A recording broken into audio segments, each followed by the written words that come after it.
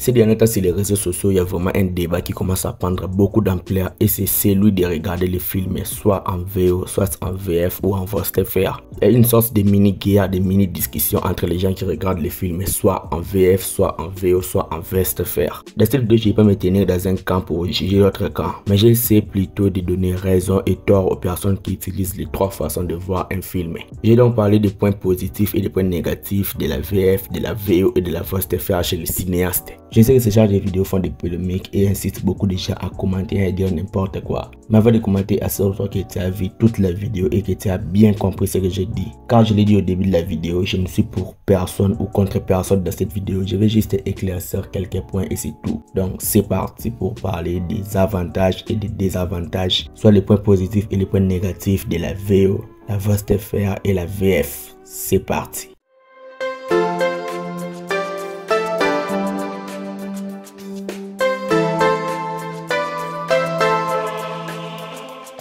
Nous allons commencer par la VO et par les points positifs. D'abord, la chose qu'il faut savoir est que la VO est la version originale du film. C'est ainsi que le film a été imaginé, a été créé, a été monté, a été mis en scène, et etc. La façon dont les réalisateurs, la façon dont le scénariste l'ont imaginé, la façon dont les acteurs ont joué, c'est ça la version originelle. Donc un film, c'est la VO. Et aussi l'un des points positifs de la VO et les performances des acteurs se font vraiment ressentir. Quand on regarde un film en VO, on ressent la voix des acteurs, les émotions, la respiration, la colère, les rires, etc.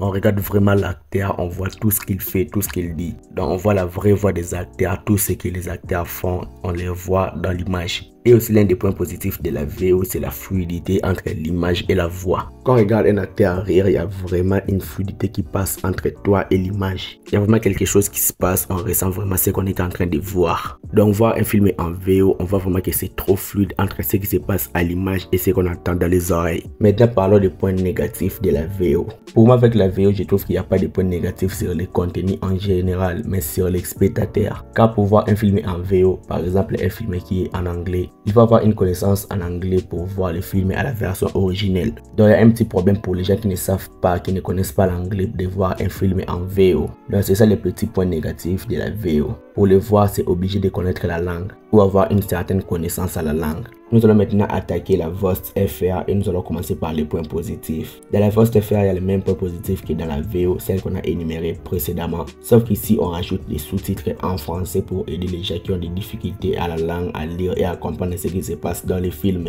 Même si on ne connaît pas la langue originale des films, on peut lire les sous-titres en français et comprendre. C'est un petit peu ce que moi j'ai fait en regardant un film. Je regarde toujours des films en VOST-FR. Mais pour la VOST-FR, il y a aussi des points négatifs. D'abord, lire les sous-titres et regarder les films en même temps, c'est parfois difficile si on débute. Regarder les films et lire les sous-titres, on peut être déconnecté de l'image. On peut parfois louper ce qui se passe à l'image juste en lisant des sous-titres. On peut louper ce qui se passe dans les fonds, ce qui se passe derrière l'acteur. On peut louper tout ça si on lit les sous-titres. Il y a aussi un problème pour des gens qui lisent très lentement ou qui ont des difficultés à la lecture. Car on connaît, on est tous d'accord, il y a plusieurs gens qui lisent très lentement ou qui ont des difficultés à lire. Et pour eux, voir un film en VOST-FR sera vraiment très difficile et très compliqué. Car ils vont louper plusieurs choses à l'image. Et aussi l'un des défauts de la VOST-FR est que si une fois on est déconnecté ou une fois que nos yeux sont ailleurs, on loupe quelques informations sur les films ou la série. Ça m'est arrivé quelques fois, je regarde les yeux une fois dans mon téléphone, j'ai loupé une bonne partie de ce qui se passe dans la série. J'ai été obligé de faire revenir en arrière. Donc c'est ça un petit défaut de la VOST-FR, on doit tout le temps être connecté,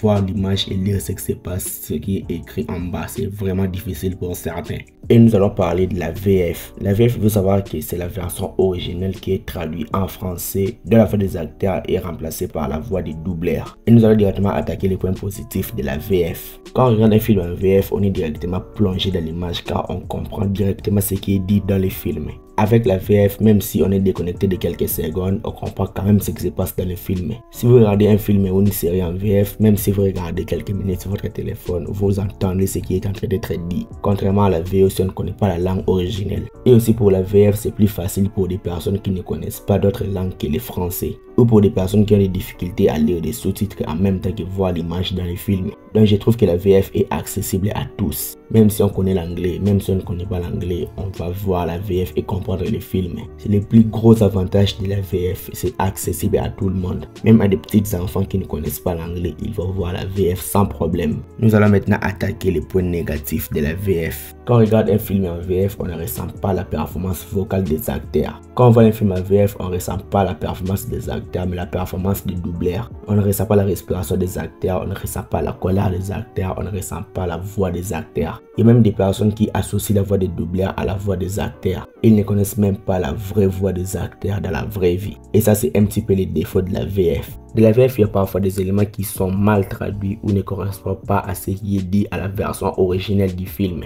L'acteur peut dire une chose dans la VO et dans la VF, c'est traduit par une autre chose. Donc ça arrive souvent quand on regarde un film en VF. Et aussi l'un des plus gros défauts de la VF est qu'on a les mêmes voix de doubleurs pour plusieurs personnages. Il y a par exemple le doubleur qui fait la voix de Tony Stark dans les MCU. Il a la même voix que Daredevil chez Netflix. Il a la même voix que Silco de la série Arcane. Il a aussi la même voix que ces personnages cannibales dans la série The Last of Us. Donc on a la même voix pour 4 personnages différents, ce qui ne se fait pas dans la vraie vie. Donc c'est ça les petits inconvénients, les petits points négatifs de la VF. Tout ça pour dire que voir un film en VO, en voix STFR ou en VF dépend de la capacité du spectateur, car on a parfois des lacunes, des problèmes personnels ou des connaissances linguistiques non identiques à tout le monde. Je vais vous donner un exemple pour illustrer mes propos. Imaginons qu'il y a 3 personnes dans une même pièce et ils veulent voir un film. L'un connaît très bien l'anglais, l'autre ne connaît pas l'anglais, mais lit très bien. Et l'autre lit très lentement et ne connaît pas l'anglais. Donc dans cette situation-là, on est tous d'accord pour dire que la VF est le seul moyen pour que toutes ces 3 personnes puissent regarder un film et profiter de l'œuvre. Car on a vu que ça dépend de la capacité de ces 3 personnes. Donc peu importe la façon dont on regarde des films et des séries, le plus important c'est de bénéficier de l'œuvre et faire vivre le cinéma. Laisse les gens kiffer, regarder des films comme ils veulent, affronter des problèmes personnels qu'ils ont. Car voir un film c'est important dans la vie. Donc il ne faut pas juger une personne de la manière dont elle regarde les films. Car on ne connaît pas le niveau de tout le monde, on ne connaît pas les problèmes de chacun. Donc respectez les autres. Je vais m'arrêter là, je pense que j'ai fait le tour. Dites-moi donc ce que vous en pensez dans les commentaires. Like la vidéo si elle t'a plu et abonne-toi à la chaîne pour être au rendez-vous de mes prochaines vidéos. Suis-moi sur Instagram, TikTok, Twitter ou Threads, les liens sont dans la description. C'était Jonathan Geek et je vous dis qu'on se retrouve trop vite pour une prochaine vidéo. Ciao.